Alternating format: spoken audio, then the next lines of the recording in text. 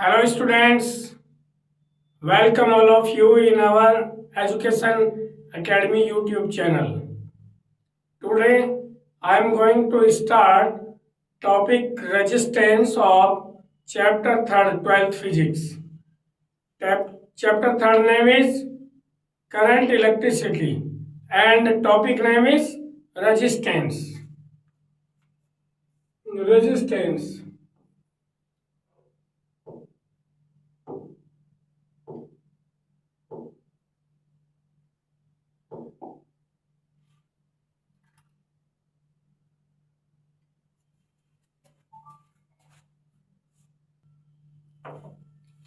Topic name is resistance.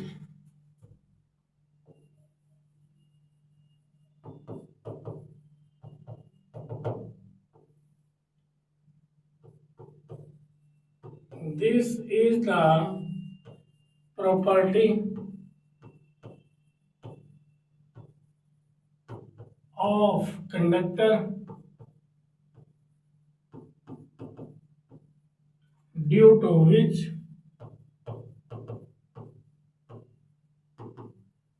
opposes the flow of current. Okay. Actually, we think that why the resistance create in the conductor. What is the cause of resistance in a conductor? I'm telling you, when electrons travel towards the positive terminal, then in the way there are lot of positive ions with which the electron collides and feels obstacle. जब electron positive terminal की ओर जाता है तो उसको रास्ते में positive ion मिलते हैं जिनसे इलेक्ट्रॉन की कोलिजन होती है और टारगेट पे पहुंचने में प्रॉब्लम आती है। उसको टारगेट पे जाना है लेकिन क्या है, रास्ते में पॉजिटिव आयन है, वो पॉजिटिव आयन बार बार प्रॉब्लम खड़ी कर रहे हैं, बार बार रास्ते में आ रहे हैं। जैसे हम ट्रैफिक में कहीं फंस जाते हैं और हमें टारगेट पे जाने में प्रॉब्लम आने लगती है, वैसे ही ये इलेक्ट्रॉन जो है इसको प्रॉब्लम आती है क्योंकि रास्ते में इसको पॉजिटिव आयन मिलते हैं, उनसे कोलिजन होती रहती है और कोलिजन होते होते थोड़ा टाइम लग जाता है वहां तक जाने में और करंट को फ्लो होने में प्रॉब्लम आती है। क्योंकि करंट की डेफिनेशन क्या है? The rate of flow of charge is called current. The rate of flow of charge is called current. वहां पे प्रॉब्लम आती है। कुछ मटेरियल ऐसे हैं जिनमें ये पॉजिटिव आयन कम है, जैसे सिल्वर में जैसे ट्रैक खाली पड़ा आता है ना रोड पे और खूब अच्छे से हम दौड़ के अपने टारगेट पे पहुंच जाते हैं, सेम सिचुएशन है इलेक्ट्रॉन की सिल्वर के अंदर। वहां पर पॉजिटिव आयन कम से कम है, स्पेस है, काफी स्पेस है रेस लगाने के लिए, तो इलेक्ट्रॉन अच्छे से स्पीड से पहुंचता है टारगेट पर और अच्छे से करंट फ्लो होता है और हीटअप नहीं होता कंडक्टर। अगर हमारा कंडक्टर सिल्वर का बना हुआ है तो वह हीटअप नहीं होता, उसका रीजन है कोलिजन नहीं होगी तो हीटअप भी नहीं होगा, क्योंकि इलेक्ट्रॉन की काइनेटिक एनर्जी कोलिजन होने के बाद बारी बारी से हीट एनर्जी में चेंज होती रहती है, जिससे हमारा कंडक्टर हीट करने लगता है और ज्यादा हीट करेगा तो इससे एक प्रॉब्लम और खड़ी हो जाएगी। अगर कंडक्टर ज्यादा हीट करेगा तो जो एटम है उनको हीट मिलेगी और एटम के मोस्ट ऑर्बिट में जो इलेक्ट्रॉन्स हैं वो ऑर्बिट को छोड़ के बाहर आने लगते हैं, फ्री इलेक्ट्रॉन बन जाते हैं और जो पॉजिटिव आयन है वो भी बढ़ जाते हैं, पॉजिटिव आयन भी बढ़ जाते हैं। इससे क्या होता है, बहुत ज्यादा रस हो जाता है, बहुत ज्यादा रस हो जाता है वहां पर और ज़्यादा प्रॉब्लम आने लगती है, और ज़्यादा रेजिस्टेंस इंक्रीज हो जाता है। इसलिए हमें ऐसे कंडक्टर सेलेक्ट करने हैं जिनमें इलेक्ट्रॉन को टारगेट पर पहुंचने के लिए ज़्यादा से ज़्यादा स्पेस होता है। इनमें सबसे पहले आता है सिल्वर, फिर आता है कॉपर, फिर आता है गोल्ड, फिर एल्युमिनियम, फिर आयरन। आयरन का सबसे ज़्यादा होता है रेजिस्टेंस, इसलिए आयरन बहुत जल्दी से गर्म हो जाता है और मेल्ट हो जाता है।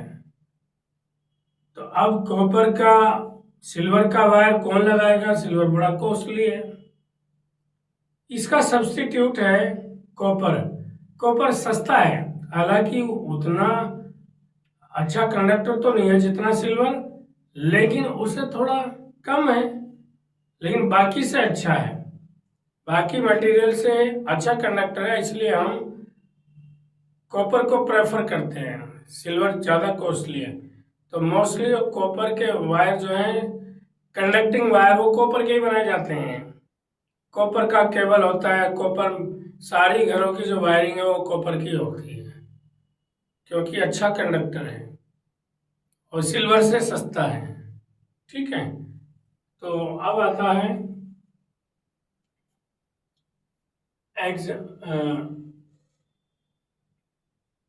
Good conductor.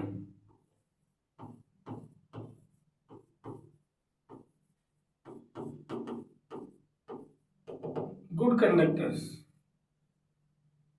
in which the current passes easily. Those materials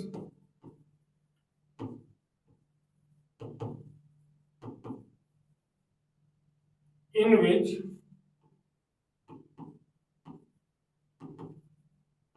the current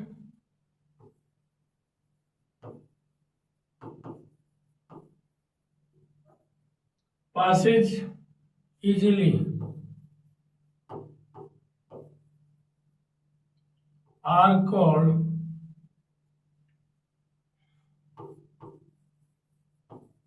good conductors.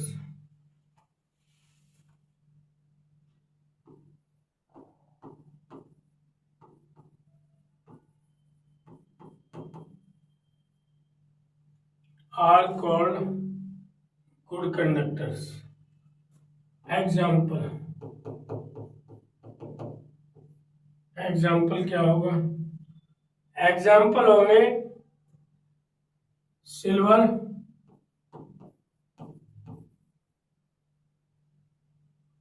इसके बाद copper,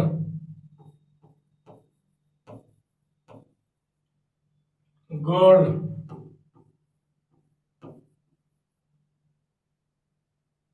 silver, copper, gold, aluminium.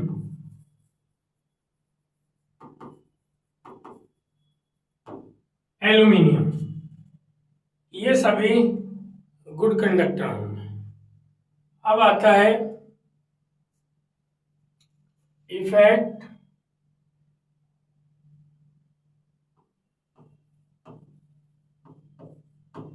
Of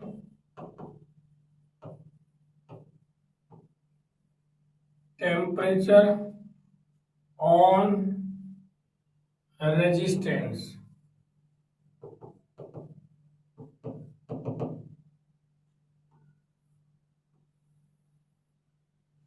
resistance पर टेम्परेचर का क्या इफेक्ट होता है, हमें ये बताना है। रेजिस्टेंस पर टेम्परेचर का इफेक्ट क्या होता है, ये हमें बताना है। देखिए, रेजिस्टेंस तीनों के लिए बताऊंगा मैं। तीनों कौन? एलॉय, कंडक्टर, इंसुलेटर और सेमीकंडक्टर, चारों के लिए बताऊंगा क्या इफेक्ट होता है। सबसे पहले बात आती है कंडक्टर की। Four conductor, first,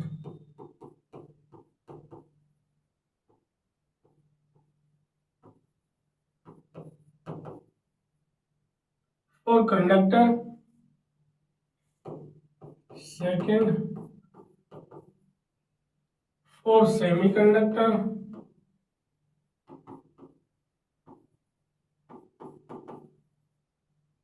third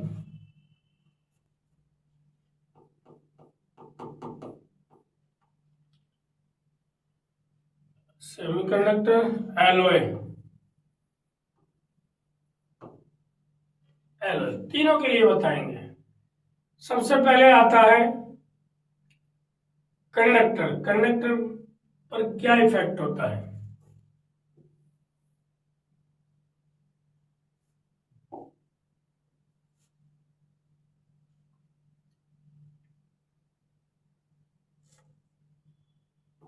for conductor,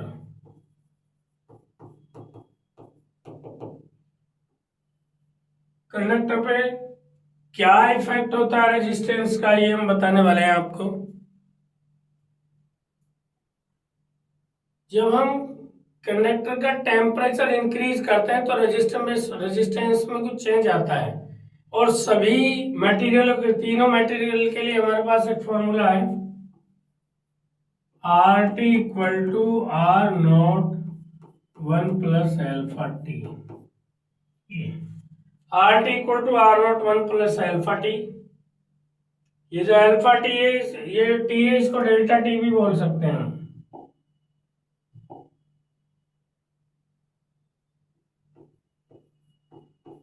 delta T. ये जो हमारा आर नोट है, ये इनिशियल रेजिस्टेंस है, यह है इनिशियल रेजिस्टेंस। और ये जो आर टी है, टेम्परेचर चेंज करने के बाद रेजिस्टेंस है। ध्यान से सुनेंगे। ये जो आर नोट है, ये तो इनिशियल टेम्परेचर है, रूम टेम्परेचर पर ये रेजिस्टेंस है, इनिशियल रेजिस्टेंस रूम टेम्परेचर पर। अब हमने टेम्परेचर में चेंज किया डेल्टा टी, जो अब हमारा फाइनल रेजिस्टेंस हो गया R T. Delta T change किया टेम्परेचर में, अब रेजिस्टेंस हमारा आर नोट से आर टी हो गया। अगर हम निकालें कितना इंक्रीज हुआ रेजिस्टेंस, तो हो जाएगा R T minus R nought. Initial R nought है, इनिशियल आर नोट और फाइनल आर टी। अगर चेंज निकालेंगे हम तो आर टी में से आर नोट को माइनस करना पड़ेगा। अगर हमें फाइनली रेजिस्टेंस चाहिए तो आर नोट निकालना है हमें। अब हमें देखना है टेम्परेचर चेंज करने में यहाँ क्या इफेक्ट होता है।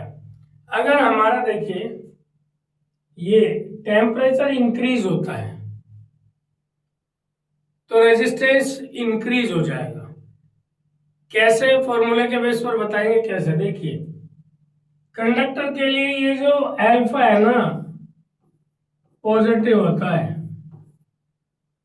Temperature coefficient of resistance, alpha को बोलेंगे टेम्परेचर कोफिशिएंट ऑफ रेजिस्टेंस। ये कंडक्टर के लिए ये पॉजिटिव होता है। जब हम टेम्परेचर इंक्रीज करेंगे तो दोनों की मल्टीप्लाई हो जाएगी और 1 में कुछ ना कुछ ऐड हो जाएगा। और ये ब्रैकेट है हमारा, ये 1 से ज्यादा हो जाएगा। यहाँ फिलहाल 1 है, ऐड करेंगे वो 2 भी हो सकता, 3 भी हो सकता। अगर ये 2 हो गया तो ये 2 आर नोट आ जाएगा। आर टी की वैल्यू 2 आर नोट, यानी कि आर नोट का डबल, यानी कि इनिशियल रेजिस्टेंस का डबल हो जाएगा रेजिस्टेंस टेम्परेचर इंक्रीज करने पे। अगर ये 0.5 हुआ तो 1.5 आ जाएगा। अगर अल्फा डेल्टा टी 0.5 आया तो ये 1.5 हो जाएगा, तब भी ये 1.5 टाइम हो जाएगा रेजिस्टेंस। क्योंकि जब हम टेम्परेचर इंक्रीज करेंगे और ये भी पॉजिटिव है, ये भी पॉजिटिव है, तो दोनों की मल्टीप्लाई पॉजिटिव आएगी, वो इसमें ऐड हो जाएगी और ऐड होके जो भी आएगा उतने टाइम हमारा रेजिस्टेंस इंक्रीज हो जाएगा। ये कंडीशन हमारी कंडक्टर के लिए। मेन चीज जो है वो ये अल्फा है, ये, क्योंकि जिसमें नेगेटिव होगा वहां फिर उल्टा इफेक्ट डालेगा। अभी देखते हैं। अब हम इसको देखते हैं सेमीकंडक्टर के लिए। for semiconductor.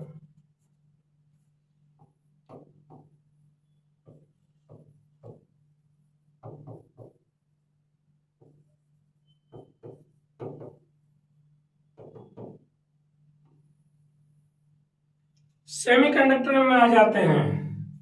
सेमीकंडक्टर के लिए अल्फा नेगेटिव होता है, ध्यान रखेंगे, बड़ी इंपॉर्टेंट चीज है ये। Alpha is negative.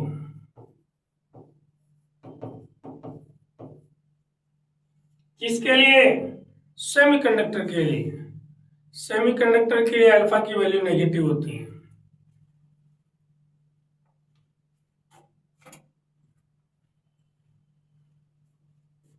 सेमीकंडक्टर के लिए अल्फा की वैल्यू नेगेटिव हो जाएगी। अब इन दोनों की मल्टीप्लाई भी माइनस हो जाएगी, ध्यान देंगे। अल्फा नेगेटिव डेल्टा टी जो भी हो, जब मल्टीप्लाई होगी तो माइनस हो जाएगी मल्टीप्लाई, और वो 1 में से माइनस हो जाएगी। 1 में से माइनस होगी तो हमारा जो ब्रैकेट है इसकी वैल्यू 1 से भी कम हो जाएगी। तो मान लीजिए सपोज कीजिए ये 0.5 आ गई, तो रेजिस्टेंस हमारा ये आधा रह जाएगा। अब आधा रह जाएगा यानी कि कम हो जाएगा। रेजिस्टेंस कम होगा तो करंट फ्लो होना स्टार्ट हो जाएगा। सेमीकंडक्टर की यही कंडीशन है। जब हम उसका टेम्परेचर इंक्रीज करते हैं तो उसका रेजिस्टेंस डिक्रीज होता है और उसमें करंट फ्लो होने लगता है। सेमीकंडक्टर का रेजिस्टेंस डिक्रीज होता है on heating, the resistance of semiconductor decreasing and semiconductor behaves like as a conductor. Okay, तो सेमीकंडक्टर पर ये उल्टा इफेक्ट होता है इसका। तो यहां तो आ जाएगा रेजिस्टेंस इंक्रीज,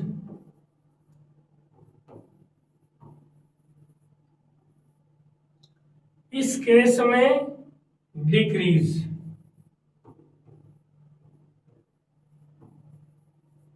रेजिस्टेंस डिक्रीज हो जाएगा। अब बात आती है एलॉय की। एलॉय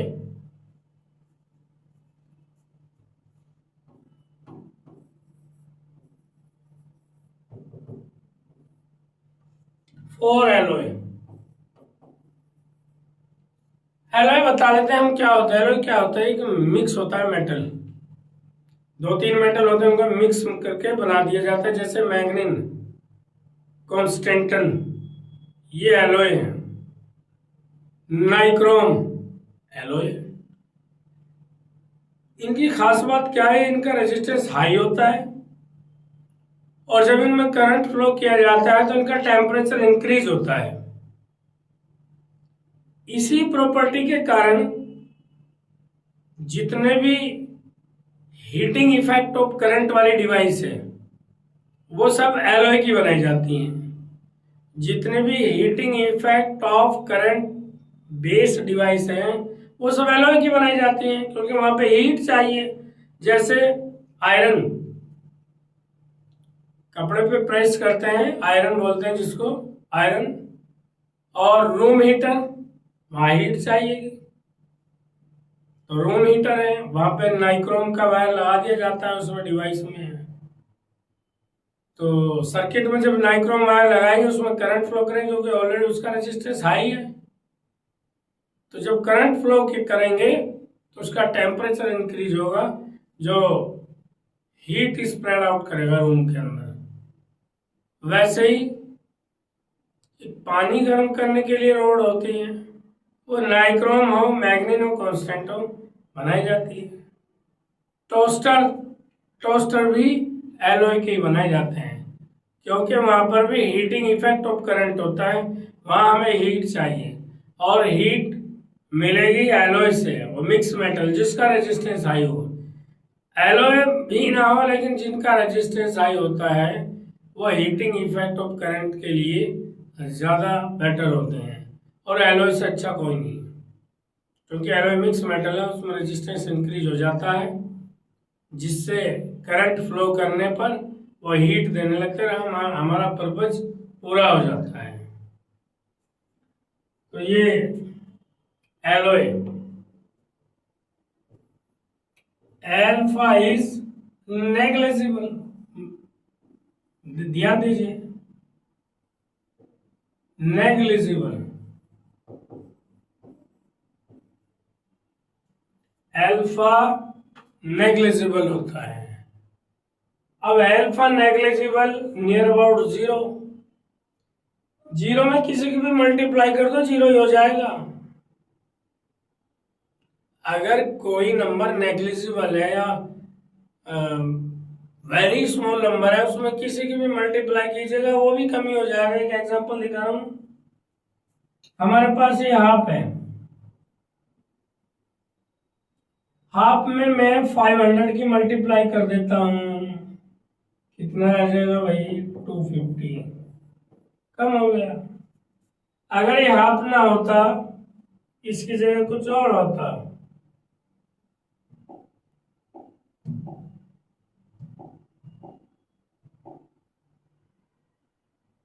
हाफ ना होके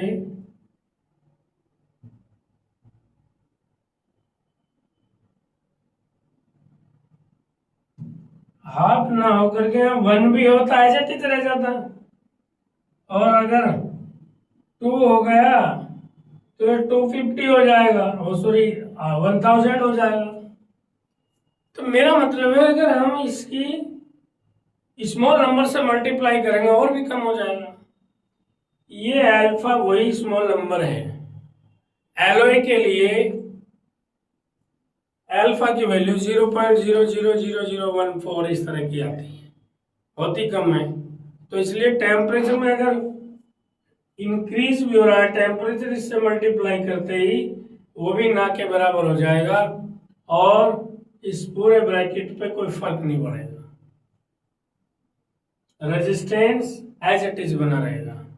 तो एलॉय के रेजिस्टेंस पर टेम्परेचर का कोई इफेक्ट नहीं होता, कितना भी बढ़े रेजिस्टेंस एज इट इज रहता। इसलिए जो स्टैंडर्ड रेजिस्टेंस हैं वो सब एलॉय के बनाए जाते हैं। ये जो आप एक्सपेरिमेंट करेंगे जो मीटर ब्रिज वाला, उसमें जो वायरिंग है वो सब एलॉय की होती है। क्यों होती है उसका रीजन है, कई बार एग्जाम में पूछ लेता है, प्रैक्टिकल एग्जाम में एग्जामिनर पूछ लेता है कि ये जो मीटर ब्रिज का वायर है, which type of material uses to make metre bridge. Normally answer is alloy. Alloy uses to make metre bridge. क्योंकि बच्चा विंटर में भी, विंटर सीजन में एक्सपेरिमेंट करेगा, कभी वो समर सीजन में एक्सपेरिमेंट करेगा, जुलाई में एक्सपेरिमेंट करेगा, या वो कभी जनवरी में भी एक्सपेरिमेंट करेगा, तो टेम्परेचर चेंज होगा। अगर हमारे मीटर ब्रिज के वायर का रेजिस्टेंस टेम्परेचर पे वेरी करेगा तो उसकी रीडिंग तो अलग अलग आ जाएगी। हमने बच्चे को कोई सैंपल दिया कि इसका रेजिस्टेंस निकालिए मीटर ब्रिज की हेल्प से, और जनवरी में कुछ और आ जाएगा और मार्च में कुछ और आ जाएगा, और सॉरी जुलाई में कुछ और आ जाएगा, तो गड़बड़ हो जाएगा। इसलिए बच्चे को जो सैंपल लिया जाता है, जिसका रेजिस्टेंस निकाला जाता है, वो एलॉय का दिया जाता है, वो फिक्स है, वो किसी भी सीजन में निकाल ले उसको वो एक जैसा है। वायरिंग भी एलॉय की होती है। और मैं तो ये कहता हूँ फिजिक्स में, फिजिक्स लैब में जो वायरिंग होती है इंस्ट्रूमेंट की, वो सारी की सारी एलॉय मटेरियल यूज किया जाता है उनमें, सारी की सारी वायरिंग एलॉय की होती है, तो रेजिस्टेंस चेंज नहीं होता। तो ये हमने बताया टेम्परेचर का रेजिस्टेंस पे क्या इफेक्ट होता है। अब आप ये कहोगे सेमीकंडक्टर के बारे में बताया नहीं। सेमीकंडक्टर का रेजिस्टेंस इनफाइनाइट होता है और इनफाइनाइट पे किसी का इफेक्ट नहीं पड़ता। ऐसा नहीं कि इंसुलेटर, इंसुलेटर का रेजिस्टेंस इनफाइनाइट होता है और इनफाइनाइट पे टेम्परेचर का कोई इफेक्ट नहीं होगा। इसलिए इंसुलेटर में रेजिस्टेंस इनफाइनाइट ही बना रहता है, टेम्परेचर उसका कुछ भी करें। जैसे वुड है, वुड को वो जल जाएगा बट उसका रेजिस्टेंस चेंज नहीं होगा। ठीक है,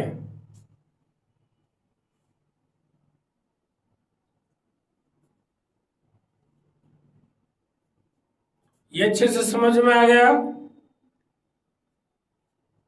okay, if you have any problem you can comment on my video and I will give the answer. Okay, bye.